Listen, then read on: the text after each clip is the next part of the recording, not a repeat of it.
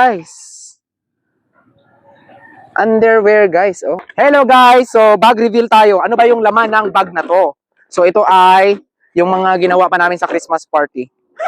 So syempre guys, meron tayo ditong tissue. Ayan, meron tayong tissue sa bag. Meron din tayong, ayan, baunan. And syempre, pambabae man ito ang nakuha ko guys. And guys, meron siyang hand cream.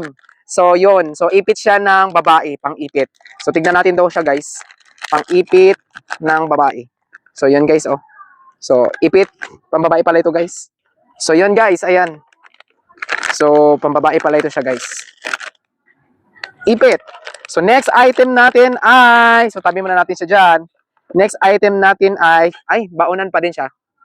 So yun siya guys, baunan pa din. Then next is, ayan. So ano ito siya guys, panghilod ba to? Ano ba itong pwede natin ano dito? Hilod siya, hindi.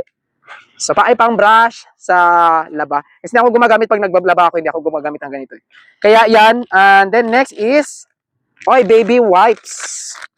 Baby wipes, ayan. Then next is, ano to guys? Underwear guys, oh. Yan guys, oh. Brief. Tapos ito naman guys ay, okay, sunod na item natin ay yung stapler na may bala siya guys. Then, meron din tayong tinatawag na Alaska. Yan, gatas para naman. So, nakuha ko pala itong gatas na to. Wow. So, may pangtimpla na ako guys kasi may liga akong minom ng gatas.